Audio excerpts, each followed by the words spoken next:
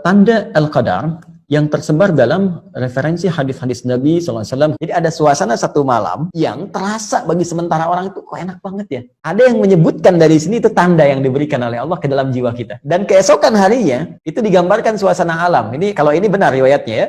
Lebih tenang, kelihatan tumbuh-tumbuhan tuh sejuk, gitu kan? Kayak habis bersujud.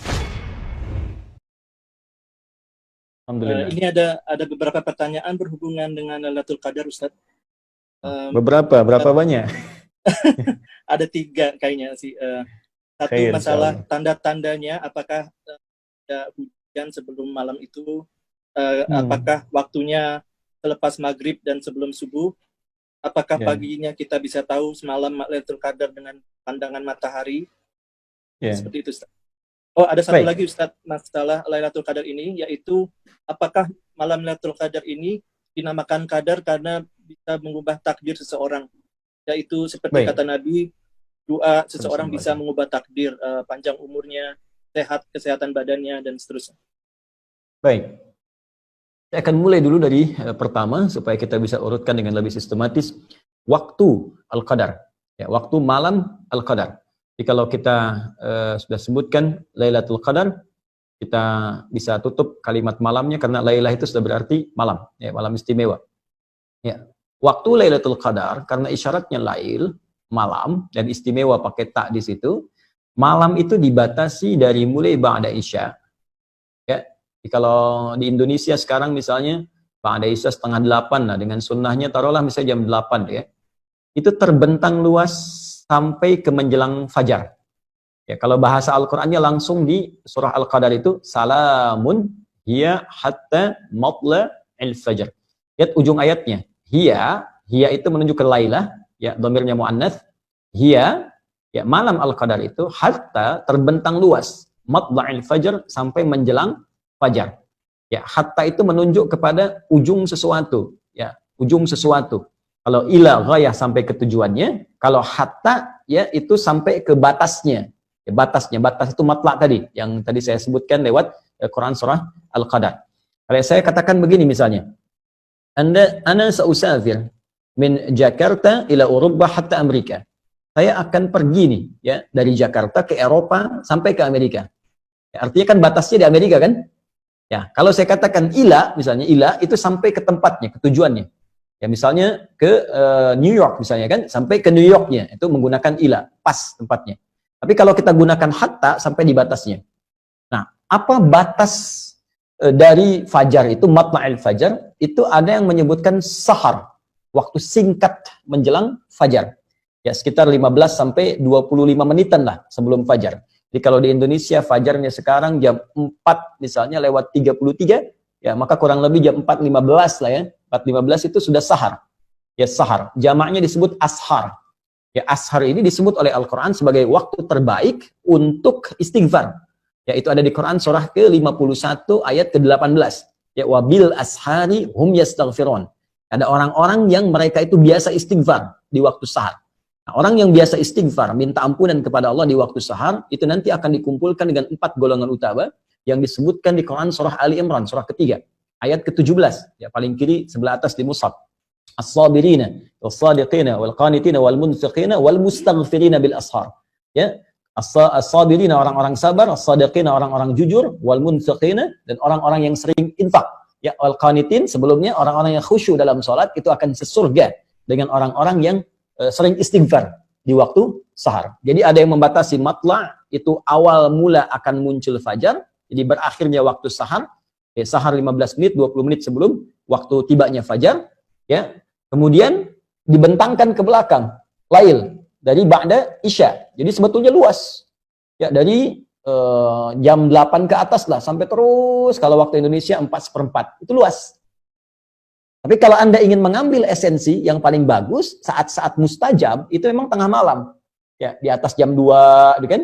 Ada jam 1, jam 2, jam 3 itu yang mustajab. Itu yang disebutkan di hadis Nabi, qudsi hadisnya. Dan golongan pertama yang menerima dari Nabi itu 30 orang sahabat utama. Hampir semua sahabat utama, Abu Bakar As-Siddiq, Umar bin Khattab, Utsman bin Affan, Ali bin Abi Thalib radhiyallahu alaihim jami'an, itu meriwayatkan hadis ini. Ya, sampai-sampai ada kalimat yang sangat indah gitu. Allah menyampaikan kepada hamba-hambanya, Siapa yang meminta, aku akan kabulkan. Ya, siapa memohon, aku berikan. Wa man istaghfara li ghafartu lah. Siapa yang minta ampun, aku ampuni. Itu yang dikejar. Karena itu Nabi SAW, para sahabat, radhiyallahu alaihim, orang-orang soleh zaman-zaman dulu sampai ke sekarang, itu menghidupkan malamnya, khususnya untuk mengejar puncak-puncaknya. Ya, di puncaknya lagi dikejar. Jadi dari ba'da Isya itu, mereka terus baca Quran, ada yang sholat, nggak berhenti tuh rata-rata. Nah, ada sebagian orang-orang, termasuk di masa sekarang, ya kita pada umumnya, itu mengejar puncaknya saja. Di umumnya kan ba'da Isya, tarawih, istirahat kan, bangun lagi malamnya. Ya, orang dulu itu banyak istirahat di siangnya. Sehingga malamnya bisa hidup sampai dengan ke ujungnya. Jadi kalau kita katakan kembali ke Al-Quran, ditanya, Ustadz, kapan waktu Al-Qadar itu, malam Al-Qadar tepatnya, kembalikan pada keterangan Al-Quran, terbentang dari malam itu, ya ma ba'dal Isya, dari setelah Isya itu sampai ke menjelang Fajar. Jadi kalau Anda ingin mendapat kesempatan luas dapat malam Al-Qadar, cara paling gampang adalah jangan tinggalkan malamnya. Ya, khususnya di 10 malam terakhir itu, usahakan tuh ada yang bangun aja. Ya, entah itu jam 10-nya, jam 12-nya, entah jam 1-nya, jam 2-nya, di sela-sela itu Anda usahakan ibadah. Ya, khususnya di ujung-ujung akhir itu.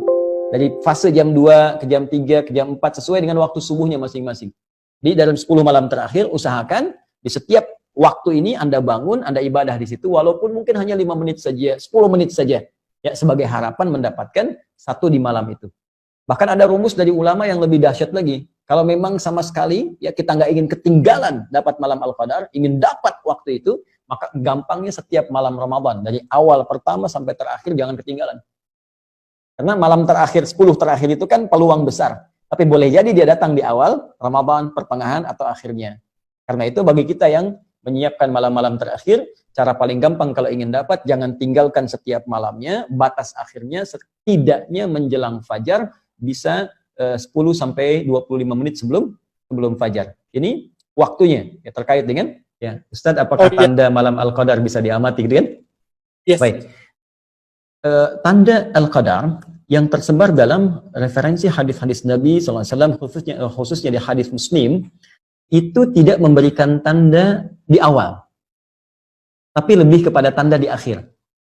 Ya, tanda di awal yang saya maksudkan waktu menjelangnya, itu nggak ada yang spesifik. Nabi pernah bermimpi, sallallahu alaihi wasallam, ya, bermimpi ditampakkan oleh Allah malam Al-Qadar. Ya, terus keadaan setelahnya Nabi sedang dalam keadaan salat, tahiyat, ketika salam nampak lumpur, jadi di keningnya. Ya, lumpur ini nampak karena begini, di zaman Nabi itu kan masjidnya itu masih terbatas, alasnya masih tanah, kan? Kemudian tiang-tiangnya pelepah kurma, atapnya itu dari daun-daun kurma. Jadi kalau memang hujan ya hujan, bocor basah. Nah, jadi ketika hujan itu basah, pasti orang sholat itu ini kotor, ya bagian atasnya kotor. Gitu. Kalau panas ya panas. Ada sebagian sahabat yang sampai menghamparkan kayak sapu tangan untuk bisa menahan panasnya saat sujud. Anda bisa bayangkan dalam kondisi seperti itu masih semangat menunaikan sholat.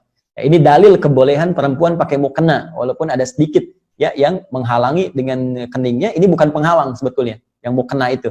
Ya, ini disampaikan dalam satu riwayat tadi yang sahabat menghamparkan semacam sapu tangan untuk bisa menjembatani dengan tanah. Ini diambil oleh para ulama kebolehan mukena, ya, walaupun akan lebih bagus kalau dibuka sehingga ini bisa nempel, tapi kalau tertutup tidak sengaja karena batas yang kecil, tidak ada masalah, termasuk kebolehan dalil menggunakan sajadah.